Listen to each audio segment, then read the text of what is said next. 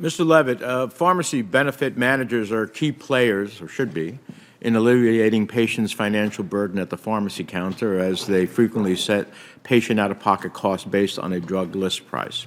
The higher the list price, the more the patient pays, an obvious burden. Less obvious but equally concerning is that PBMs benefit significantly from high list prices and have no incentive to choose lower-priced drugs to drive down patient costs. PBMs extract rebates from manufacturers based on list price in exchange for a manufacturer's drug receiving formulary placement. Those rebates are passed on to plans and employers, but almost never to patients. And manufacturers also pay distributors, group purchasing organizations, and specialty pharmacies percentage fees that are based on the list price. The patient gets nothing.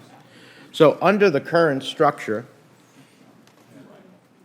PBMs make more money when a drug's list price increases while patients bear the financial burden. Conversely, if a manufacturer lowers the list price, PBMs stand to lose money while patients benefit.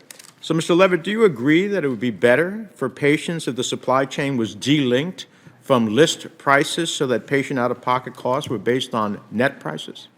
Yeah, there's absolutely no doubt that patients would do better paying a copay based on that lower price, based on the drug benefit structure of almost all plans.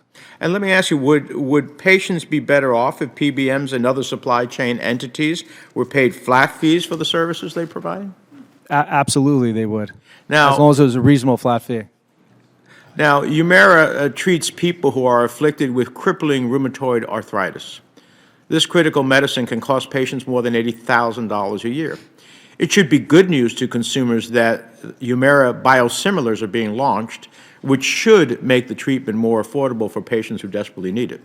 But because the economic incentives to PBMs are completely skewed, the biosimilar drug launched with two different prices, one with a high list price and large rebate, one with a low list price and lower rebate. So take another look at this chart. We know PBMs favor the high list price in order to obtain larger rebates, even though the patient would pay significantly less if PBM selected the drug with the lower list price. So is it true, Mr. Levitt, that the current structure incentivizes PBMs to select higher cost drugs to the detriment of patients? Yes, Senator, it does, and it's often to the detriment of the patient, because sometimes there's a better drug on formulary that doesn't pay as much of a rebate that would be better for the patient. You know, the Pharmacy Care Management Association, which represents the PBMs, includes research on their website that states, and I quote, "High list prices hurt patients who must pay these prices. If list prices were lower, out-of-pocket payments based on list prices would be lower and more affordable." It has rocked my mind when I read this. So if the PBMs themselves acknowledge lower list prices would help patients at the pharmacy counter, why would they still place preference on a higher list price product when a drug company has given them a better option for their patients? Because they have established this architecture in the system where they have these rebate aggregators that we believe are secretly siphoning a lot of that rebate out and not giving it back to the plan or the consumer. Thank you.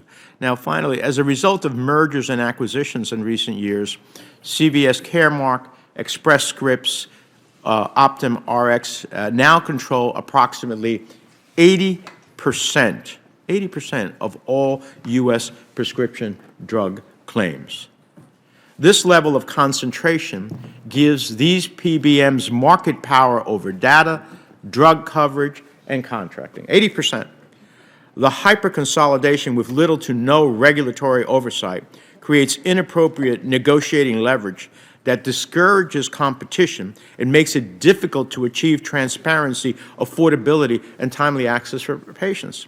So, Mr. Levitt, how does the consolidation in the PBM market impact costs for patients? And what sort of regulation and oversight is needed to protect consumers? I think, first of all, there's massive power influence over physicians, which is a problem. We want physicians to act independently. I think some of the things Congress could do to lower drug price would be to create more transparency, as has been discussed a lot, but also a safe harbor for rebates. If PBMs want to earn a rebate and keep money, it should be an amount defined by the government. I think that would help lower drug prices. Thank you. Thank you, Chair. I appreciate Mr. Levitt's from New Jersey, his sock wear. I noticed. Looks like he may have graduated from North Carolina at one point. So.